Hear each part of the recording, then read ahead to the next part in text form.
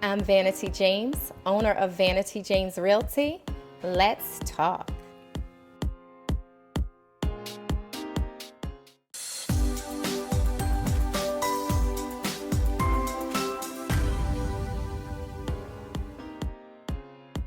Hello, everyone, and thank you again for tuning in to Let's Talk. I'm your host, Shannon Ramsey Floyd, and today I have the honor of speaking with Realty's royalty, Mrs. Vanity James, the owner of Vanity James Realty. In this episode, we're going to talk to her about what a broker does, when's the best time to buy and sell, and so much more. So just sit back, relax, and enjoy this edition of Let's Talk. Miss Vanity. Yes, ma'am. Thank you for being here. Thank you for gracing the Let's Talk stage. Thank you. How are you? I'm doing well. That's I'm good. doing well. I'm glad that you're here. And thank you for talking with us today. So we have an interesting interview to go through because I know that there are a lot of people that are interested in real estate, Yes. but also entrepreneurship, and you have done that very successfully. Yes. And I know you'll be able to give us some tips and some knowledge for anyone out there that's trying to move forward in the industry. So I guess we're just going to jump right into it. What drew you to real estate? Yes, well, let's see.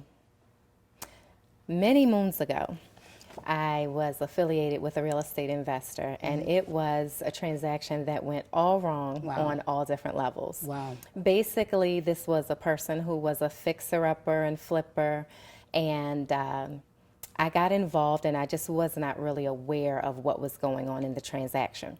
Needless to say, what I ended up with was a great rental property without any possession of the money that had been obtained in the transaction. So now I have a multi-unit dwelling in Charles Village, no mortgage payment, and I have to figure out really fast what to do. So I ended up moving into that property on the first floor with my two children, and Wow. we rented out the second floor and the third floor. So I'm looking for an opportunity to make money. I actually had 2 college degrees at the time, but was unable to find work that would really support my family. So I knew that I wanted to get into real estate, but did not really have the right avenue.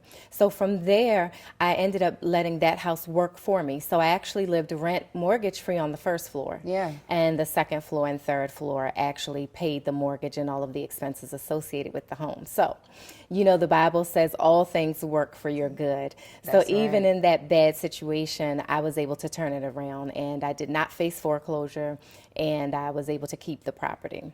Amen to that.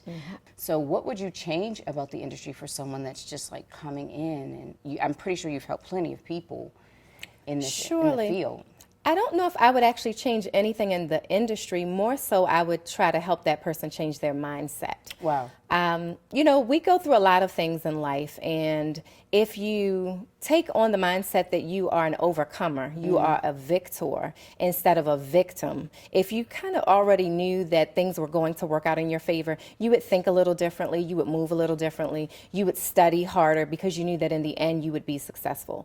I think that many people in the real estate industry, as well as in life in general, they operate out of fear, even though they cannot identify it as such. And so if we just knew that we were already going to win, that we were already making 6 figures, that we were already having these obstacles work in our favor, it would be a lot easier. So if I were to say anything about anyone wanting to join this industry, I would say you have to see yourself already successful, even knowing nothing. Yeah. Because we don't ever get to where we want to be until we go through some challenges. But you have to know that even in all of those challenges, things are really working out for your favor. You know, if you believe in a higher power, you believe in God, He's giving you power, He's giving you love, He's giving you a sound mind. And Absolutely. I started smiling when you started talking about the mind, because really that's where, I mean, that's it. That's if it. you believe success, then you can achieve success. And I know a lot of people don't see it happening. They just hear it so much that, especially with millennials, and sometimes it's more, you know, of talk.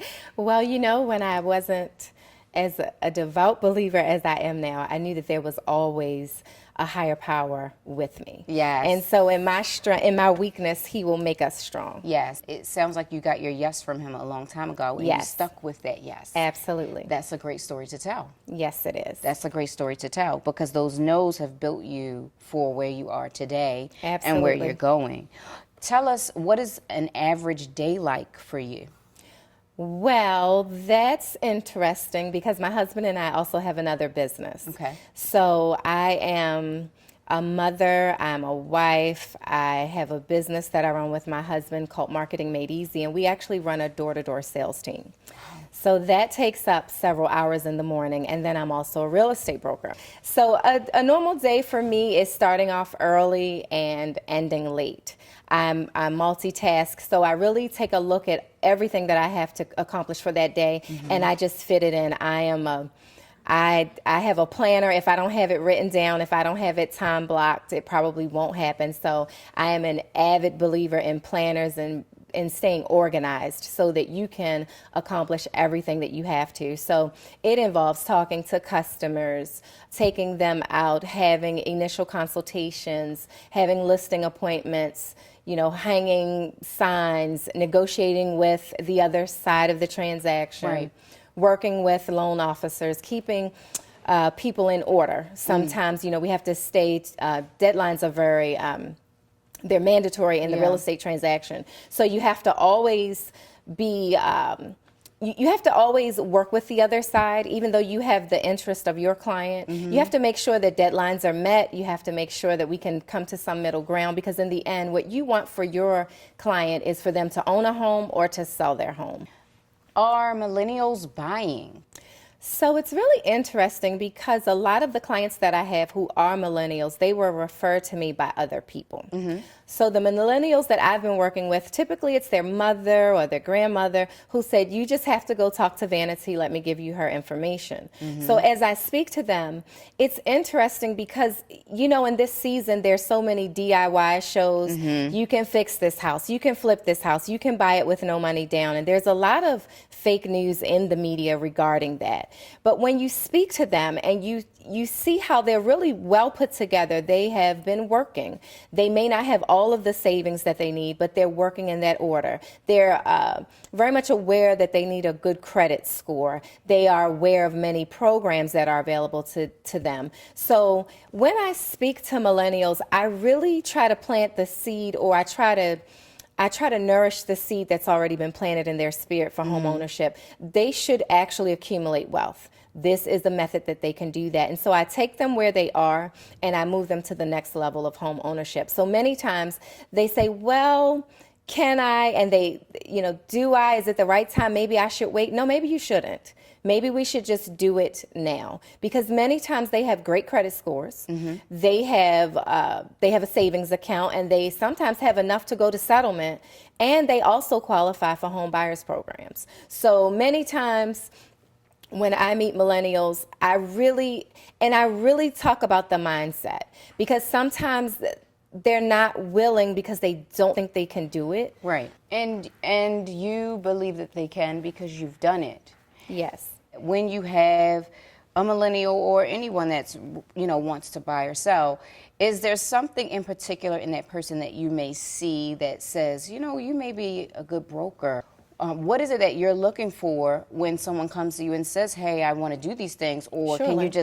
can you point it out in them? It's funny you should say that, because as I was thinking just in preparation for this talk, I was thinking, what would I really want to share as a strength of mine? And I know that I have the gift of discernment, and I also have the gift of encouragement. So sometimes when I'm speaking to someone, I can hear what they're saying when they're not actually saying it. Wow. So many times people are looking for opportunities. They are looking to break out of generational curses. They're looking to do things that they've never been able to do before. And they're not always surrounded by people who can encourage them, and also people who can see the possibility in their future. So many times when you talk to people, you can see that they have a business mind. You can see that they're very aware of what they need to do. You can see that they're responsible, and you can see actually their weaknesses. And so it's my responsibility, just not as a broker, but just as a human being, is to meet them where they are and take them to a higher level. What was the turning point for you We know that you experienced being a single mom and, what happened to you initially when you got the first property. But for some people, that initial tragedy or bad thing doesn't usually change the mindset for some. So what was the moment for you where the light bulb switched and it was like, I'm going for it? So I guess I was always looking for, what am I really supposed to do here on this earth?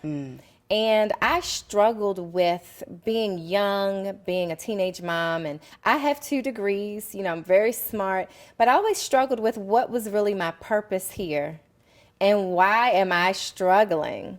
And if I'm supposed to believe in a higher power, and I do, what exactly is this all about? Surely God has something better for me. And so in my path of really finding out who I was, I prayed a lot, even when I didn't think I knew how to pray. And I would say, God, what am I supposed to be doing?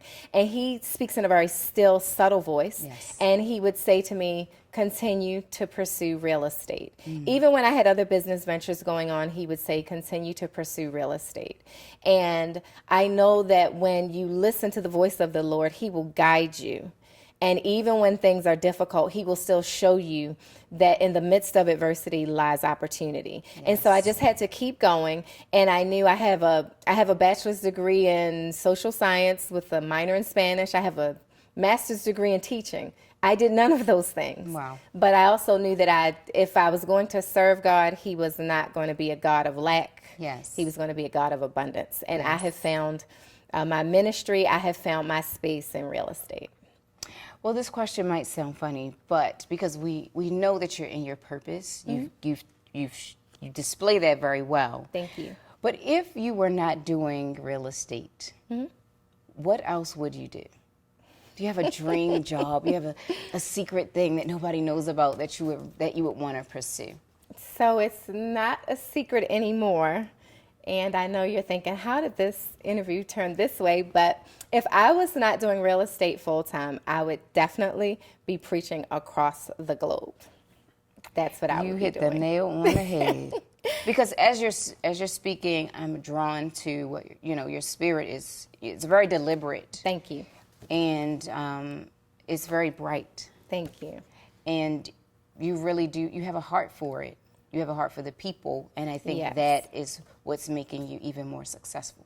I struggled for so long that when I got out of that space, that mental space of turmoil and confusion and low expectation from myself, Yes. I said to myself, well, if you have freed me from these things, it's my obligation to help other people who are right on the tipping point. Like they're almost right there, but maybe they just need a little nudge. Right before we got on set, I got a phone call from one of my church members. And she's at New Psalmist, and she says, I'm supposed to call someone today and write them a letter. I didn't write you a letter, but you'll get it tomorrow. And I'm supposed to call you and tell you that you encouraged me and you supported me. Wow. When people around me were discouraging me. Wow. And counting me out. Wow. And she said, and I just want to say thank you. And I said all of that to say that, yes, whatever gift or talent God has given me, I'm going to use it to draw others out. I'm going to use it to help other people, because we don't have to live in lack. And we do not have to live in mental turmoil. We do not have to live in all of this stuff that we see on the news. No, we can be go-getters. Amen. And I also believe you're going to help a lot of people in this interview, Miss I believe Vanity. so. Thank you. So as we bring our conversation to a close, we always play a game with our guests before Okay. they leave this stage. You'll be fine, trust me. So this game is called Let's Talk or Not. Okay. So I'm going to give you a topic, and you give us whatever comes to the brain, whatever you want us to know quickly about these 3 things. Okay. All right, so here's your card. Let's talk or Okay. not. Okay. Okay. And whatever side you hold up, we'll roll with it. All right, here we go. First subject. House flipping. Let's talk. Okay. I love the idea. I think that it is a quick way for people who want to get into the industry to really get their feet wet. I say you need to do it. If you think you want to flip houses, let's get started. All right, let's get started. Okay. Agent or broker? Let's talk. So I was an agent for, let's see, maybe 14 years.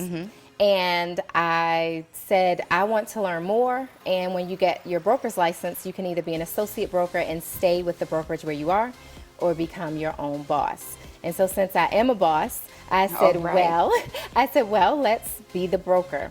And anyone who has an associate broker's license, I would say, go do it. You can be your own boss. All right. That's some good stuff. All right. Last topic. The climate of ownership in the 21st century. The climate of ownership in the 21st century. Well, I don't know about the national climate, but I know about my climate. All right. And my climate is that I have a goal to serve 100 families in the next 12 months to obtain home ownership. Is it possible? Absolutely. Well, after those powerful answers, I'm pretty sure many people are going to be wondering how they can follow you, what's happening next. Please share. Yes, they can visit my website at vanitysellsmorehomes.com, and they can also find me on Facebook at Vanity James or Vanity James Realty. And as we bring our conversation to a close, which was a very powerful conversation, I just want to thank you guys. Thank you guys for tuning in and sticking with us through this. I hope that you all gain something that you can carry along with you during your travels and your journeys in real estate. And if you know anyone who you think should be featured on Let's Talk, go to incisiveentertainment.com. You can also follow us at letstalk.now. You can follow me at ShannonRamsey_. And remember, if you have something to say, let's talk.